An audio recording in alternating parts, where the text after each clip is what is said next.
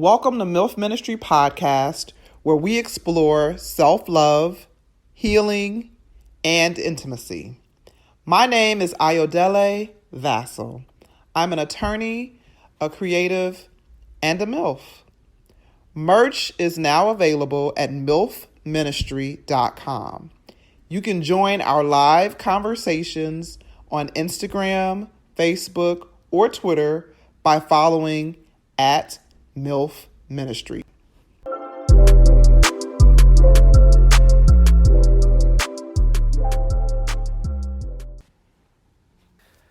This episode is dedicated to communication.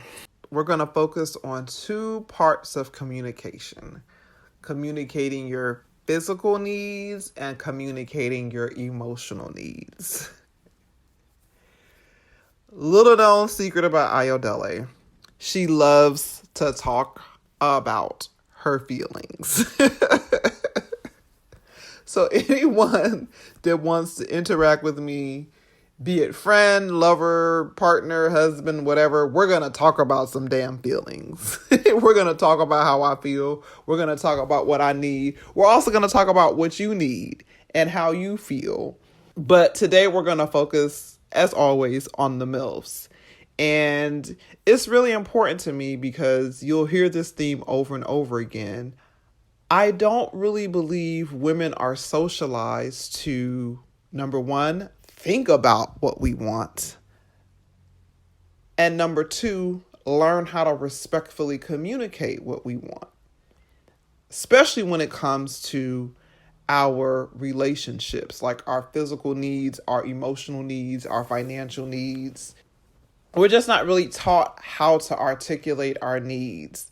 Since this is MILF Ministry podcast, we're going to focus on really just like the physical and emotional needs, because I'm not a finance specialist and only you know what you need really when it comes to everything. But I can talk to you about how learning to get comfortable in my own skin and learning how to articulate what I needed made for just better interactions and better sex overall. So let's get right into it. We can start with the physical because that's fun, and then we can go over to emotional because I can go on and on and on about some emotions. So let's start with the physical. So physically, I think you should be able to tell your partner where you like to be touched, how you like to be touched, the proper tempo to stroke you, anything that you need. Like, I think you should be able to articulate. And it doesn't have to be like scientific, like look me here and touch me there and stroke me there. Like, you could respond in the midst of an act. You could ask someone to slow it down. You could ask someone to speed it up. I personally like to show someone how I like to be licked by licking them. I'll be like, oh, you can lick me this way. And I'll, pull them close and say, and literally demonstrate how I like to be licked. Because then they get to enjoy it and they get to kind of get like a sensory experience of like what I need. And that's really important to me, because sometimes you could say slow down or speed up, but they don't literally know the pressure that you need. And I think it's important to tell someone like what you need to get you there. When I talk with women, I don't know how many of us are socialized to take ownership of our pleasure and getting our happy endings when you're interacting with someone. A lot of us, and myself included, like if you listen to some of my previous episodes, you'll hear about my struggle to climax. You'll hear about my struggle. Like, I really was internalizing and overthinking why I wasn't having fun. And some of it was just me, like getting comfortable in my own skin. Some of it was the chemistry between me and my partner. Some of it was just the overthinking. Some of it was I needed to just heal emotionally. There were just blockages that I had because I was afraid of ever loving someone again. And I was afraid of being rejected. And I was really wrapped up in like my physical appearance. How did I look and how would I feel? And I was wrapped up in so many other things that had nothing to do with my pleasure. And I know some people are uncomfortable with talking, especially when it comes to like physical acts. People will like what they like, or you may not be comfortable saying like, I need this or I need that. So some people are comfortable. Here's a good example. Some people are comfortable, especially women are comfortable masturbating privately, but you wouldn't want to do that in front of your partner. But sometimes doing that in front of your partner can show your partner exactly what it takes to get you off. Or so you could either guide your partner's hand, or you can use your own hand to show them the pace that you need and the tempo that you need. Like I said, licking different parts of your partner's body, you could show them how you like to be licked. And I think this is really important for women because typically it is harder for us to climax than men. And so when it comes to taking ownership, I think that it matters because I don't know, at least in my mind, when I'm entering a session, I want to make sure that I'm having a good time. And I think whether it's anything from a one-night stand to a long-term relationship, I feel like you should enter it with the standpoint of, I'm here to have fun and I'm here to be pleased. And hopefully you're choosing partners that have the same mindset. Like, I'm here to make sure that she's pleased as well. Because for me personally, that's a turnoff. Like someone that's not, if I'm interacting with someone and they're not really concerned with my pleasure, I'm just like immediately turned off. It doesn't mean I'm not going to tell them what to do to get me there, but it just makes the back and forth a little bit more complicated if someone is not really concerned with whether or not you're feeling good throughout the exchange. And I'm a big person when it comes to me and pleasing me specifically. I have certain levels of pace. Like there are times where I'm like, okay, I need you to go at this pace to make sure I get to my happy place. And I don't have a problem with saying like, hey, I need you to slow down or I need you to speed up. And it's not like you're trying to, I don't know, make the person feel bad. You just are saying, this is what I need. With the understanding, if you want to go faster than I tell you or slower than I tell you to go, it just may take me a little longer to get there. It's not like I won't get there, but it may take me a little bit longer. And if you're cool with that, because you're enjoying whatever pace you're doing, that's cool. Like we can communicate, we can go back and forth. But if I'm telling you like, this is what I need, it's important for me to have a partner that's very in tune with like, okay, this is what she needs to be happy. And I also like to talk because I like to know what my partner needs to be happy, because you may think you're doing something in a way that they like or looking them somewhere that they like, or anything from licking their neck to how you kiss them to where you kiss them. There are so many different erogenous zones on a man and woman's body. And I think it's important to understand and get to know these things. And so, once again, talking doesn't have to be like, let me get my phone out and write down everything that you like. You can explore and you can just listen to how they react, to how their breath changes when you touch and kiss different areas. And, that can be how you all are communicating. But my point is, I think it's extremely important as a woman to learn how to communicate. So even if you're not in a place where you're like, I don't like that, or I need this, or I need you to speed up or slow down or kiss me here or whatever, when you're exploring with your partner, it's important that you kind of articulate through whatever means, whether it's a moan or, like you said, a change in your breathing, letting them know what you like and what you don't like. And I'm also an avid believer in not faking anything. So if something hurts, let your partner know that it hurts. If you didn't reach your climax, let your partner know that you didn't reach your climax, because I don't think you're doing your partner a favor, and you're definitely not doing yourself a favor by faking that you reached a climax. I don't personally see the point in that when everyone's trying to get to their happy place. And I pray that my listeners, everyone has a partner that actually cares if you get to your climax and makes you feel comfortable to communicate your need, but also is excited to get you where you need to go. Unfortunately, I know what it feels like to interact with someone that does not care if you're good. That is a horrible experience, and worse if that is your experience long term. That's all I'll say on that. Like, no one wants to have a partner that, especially as a woman,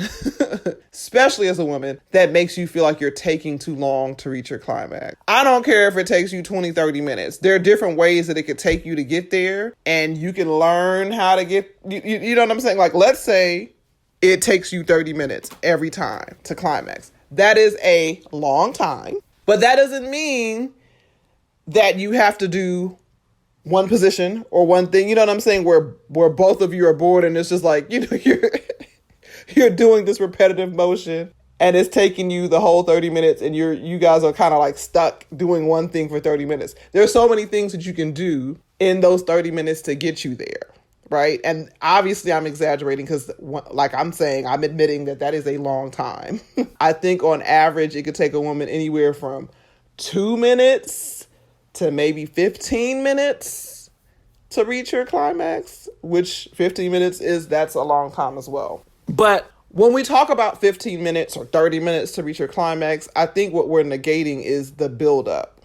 Some women, it takes a very long time to build up. And what you, as a MILF, should be used to by now is knowing your body and knowing things that are non-strenuous that can get your blood flowing to the right places. So for me, as I've said on previous episodes, I can listen to music that could shift my energy. I could burn candles and different fragrances that could shift my energy. Like those two things alone can get me 5-10 minutes ahead in the game because my mind and my body is already like, oh yes, I can soak in some nice warm water with a sugar scrub and put on my oils, as I've said on one of my previous episodes about de-stressing. And those three things can really by the time someone walks in the door, I'm good to go because I've done a lot of the mental work to just get myself ready. And that doesn't really involve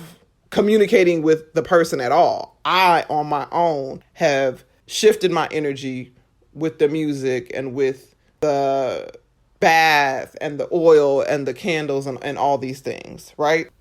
And when we talk about communication, these are things that you should be able to communicate with your partner. Like, for example, let's say you interact with someone that likes to do pop-ups or they don't like to plan or they don't like, you know what I'm saying? And it's always some last minute stuff with them. Well, as a mom, you got to let them know, like, look, I don't mind the pop-up, but it takes me a while to shift my energy from mom mode to MILF mode. And you have to give me that time. And sometimes you're just excited to see the person and you can get where you need to get very quickly, but that's not always the case. And so when we talk about communicating your needs, that could be something that you mentioned. Like, I literally need some time to decompress. I need a glass of wine. I need to play some music. I need to take a shower, or preferably soaking in a tub, or I need to do a body scrub. Like, communicate even the things that you need to do before that person gets there so that you can get yourself, in the right zone. I think another benefit of telling your partner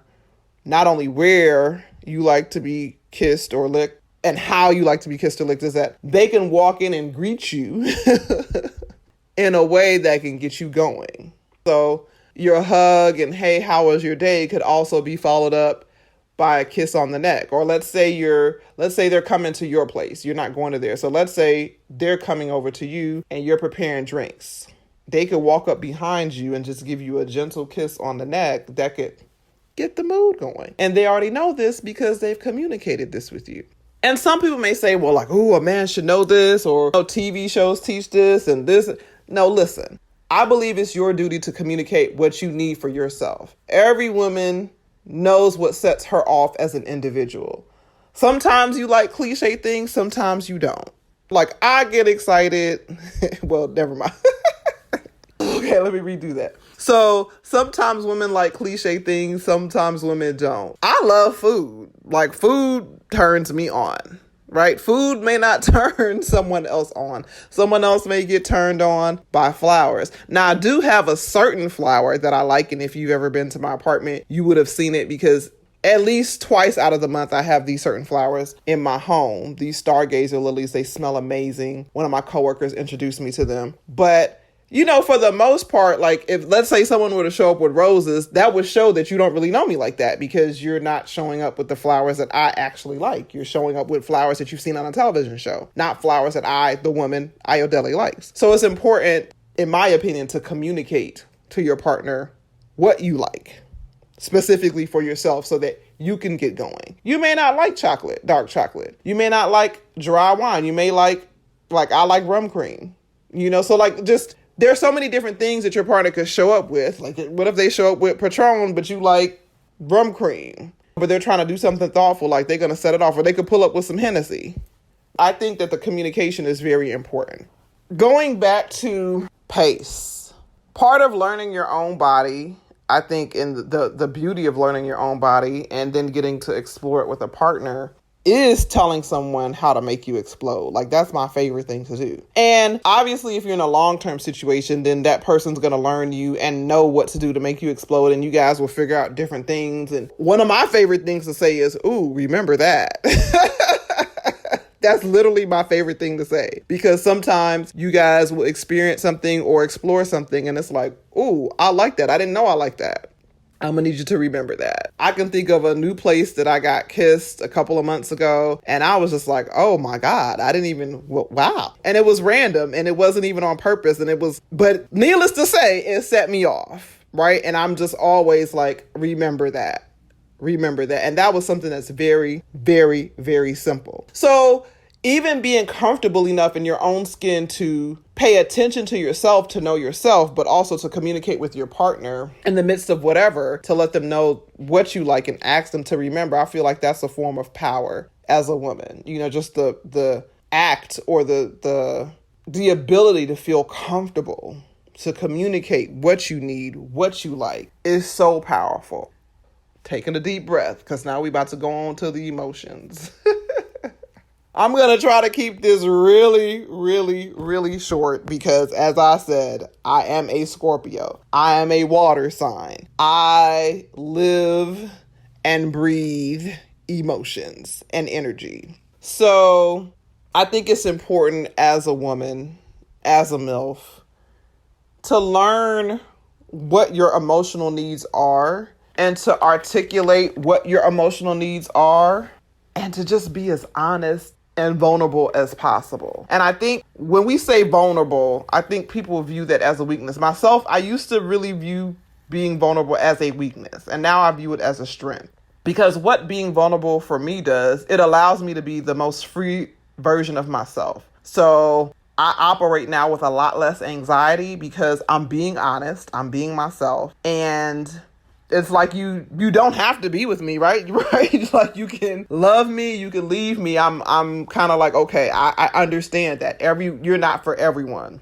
But at least whatever you get is the real version of me. So if you're loving me, you're loving the real me. And if you're leaving me, you're leaving the real me, right? So once I kind of came to that place of peace, I learned how to express myself in a healthy way. And this came out of, a lot of talks with my friends, both male and female. A lot of talks with family members, because when I decided to end my marriage and get divorced, I was just like, I'm not really thinking about love. I don't want to love. I don't want the headache that comes with a man realizing that you care about him and he wants to start acting stupid and all this stuff. And I had to sit myself down and be like, you deserve to be happy. And if you do tell someone that you love them, or you do tell someone that you care about them, or you do tell someone however you feel, right? You can have so many different feelings as a woman about a man or about your partner. Once you do tell them how you feel, I started to rephrase that in my mind and my spirit and say, okay, but you're actually just kind of setting yourself free, right? The ball is in this person's court because they know where you stand and they know how you feel. And you don't have to accept fuckery, because you can let them know that loving them does not equal you welcoming fuckery into your life. Loving you is simply an emotion that is beautiful, right? And once again, I say loving, liking, whatever. But you having feelings for them and deciding to be emotional, like moving past purely physical and deciding to be emotional with someone, whatever that emotion is, your decision to be that way is just that. It's a decision. You can decide to not, right? And so I think that kind of helped to set me free. Because I remember feeling like I don't really want to, if I'm not going to be married, if I'm not in a serious relationship, why should I tell someone how I feel? And I think that came from a sense of, once again, me as a woman kind of being socialized to not articulate my feelings for any reason. And feeling like my emotions wouldn't be welcome outside of a traditional marriage. And quite frankly, one of the reasons why my marriage didn't last was because I remember feeling like my feelings didn't matter. Even though the person would say, no, of course I care about how you feel. When I look back at some of the behavior, not so sure. Because if I tell you something bothers me and you continue to do it, I'm going to interpret it that as you are not paying attention to my feelings or you don't respect my feelings. And it's hard to interpret it any other way outside of that. Like, you tell someone that bothers you, or you tell someone that that's outside of a boundary, and they continue the behavior, there's not much you can do. But anyway, going back to the issue at hand, which is communicating your emotional needs. I think as a woman, you should absolutely feel comfortable talking to someone about how often you like to talk to them or text with them. You should be comfortable talking about your sexual boundaries. You should feel comfortable talking about how you want to interact with them in social settings, or if you even want to interact with them in social settings, or you just want it to be a purely private one-on-one situation.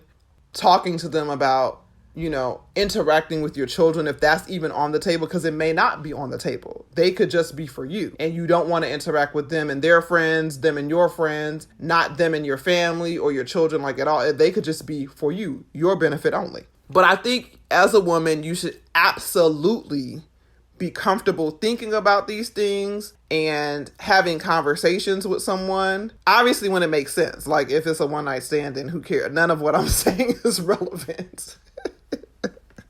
Right? But if it's someone that you're considering having frequent or continued interactions with, then these are the type of conversations you should have. And I think these conversations matter outside of labels. Like, some women think, well, he's not my boyfriend, so how I feel about texting or sexual boundaries doesn't matter. No, it matters. It matters. It doesn't mean that the person's going to do everything you want, or vice versa, you'll do everything they want. But I think you should be able to say how you feel, and they should know it. Like, you should feel comfortable saying, like, all right, we're each doing our own thing, and I'll see you when I see you. Like, that could be just that. Or, I would really like to see you once a month or once a week or whatever. But you should be okay, like, having a conversation. And I think as women, sometimes we feel like we can't, out of fear of being too clingy or being too needy or being too controlling. No, it's for your sanity. Because you have a right to interact with whoever you want to interact with on your terms. Doesn't mean that you're in control. This is not about control. This is really about peace of mind, I guess, so to speak. So if you're comfortable interacting a certain way with someone, you should say that that's your comfort level. Or, you should be able to say that something is outside of your comfort level. I think the biggest thing that we as women have to learn, myself included, is that once you are yourself, it's okay if someone decides that they can't operate within your boundaries or within your comfort zone. And it's up to you to decide to remove yourself if someone says, I can't do that. So the interesting thing is that my energy started to shift, because it started to shift from I'm scared to be myself to, wow, I hope that whoever I interact with is really being themselves. I hope that whoever I interact with has the emotional maturity to communicate his ability to respect my boundaries or to not respect my boundaries, right? Like, can he sit back and listen to what I'm saying and be like, you know what? I'm not sure I can do this. Like, I'm not sure I can give you what you need emotionally or what you need sexually or operate within your sexual boundaries. So how about we operate like this? Or how about we do this? Like, that's my comfort zone. Outside of my comfort zone is someone that's like, yeah, sure. And they actually have no intention. You know what I mean? They have no intention of doing whatever they just said they were going to do. Like, those are scary individuals to me. Because I feel like life is really short and you don't really need to lie to anyone. Like, you can just be whoever you want to be. There literally is someone and or multiple people for everyone. You can find someone that is for you. And so since I operate with that mind state that you could find someone that's for you, I'm not a fan of people that basically lie. And when I say lie, what I mean is that if you really know that you just want to be out here in these streets, why are you trying to like wife somebody up? Why? Don't do that. Especially a MILF. Like, we already left our child's father. We're responsible for ourselves. We're responsible for our children. You know, if you want to play, go play. You have a right to play. Go play. And if you want to play with a MILF, make sure she's telling you that she wants to play. Because there's a whole lot of MILFs out there, myself included, who have been in a space where you're like, you know what? I just want to do whatever I want to do whenever I want to do it. And if you're here for it, I'm here for it as well. You know what I mean? And so with that being said, my biggest prayer to all of my listeners, both male and female, is that we find the strength and the courage to communicate honestly. This is who I am. This is what I'm trying to do. And so we can allow our partners to choose us with all of the information of who we are, not just a portion. And I think for both men and women, it's just, it's a lot of fear. It's a lot of fear of, will I be accepted if I tell you the truth about who I am? So going back to communication and why I think it's important. As a MILF, I think you should absolutely communicate your physical needs and your emotional needs. Like I said, I didn't get into your financial needs and all these other needs because when you're MILFing, every relationship is not really that serious and everything you're doing is not even officially a relationship. My goal and my purpose with this podcast is to talk to you about snippets of experiences or snippets of conversations that I have throughout my life, and just let you know how I got to where I am, how I process things, my growth, and let's grow together. Let's love together. Let's laugh together. Let's explode together. Let's have fun. Let's enjoy life. And that's all I'm trying to do with this podcast, is encourage you to be free, encourage you to be vulnerable, because at the end of the day, it all leads to better sex. And this is MILF Ministry after all. We're here for the happy endings.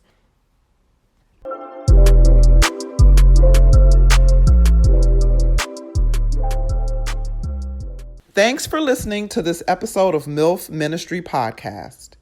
If you enjoyed it, please subscribe and then share it.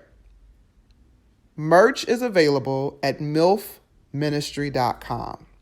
You can join our live conversations about self-love, healing, and intimacy by following at MILF Ministry on Instagram, Facebook, or Twitter. My name is Ayodele Vassal. I'm an attorney, a creative, and a MILF. And I pray you always have honey for your spirits and honey for your lips.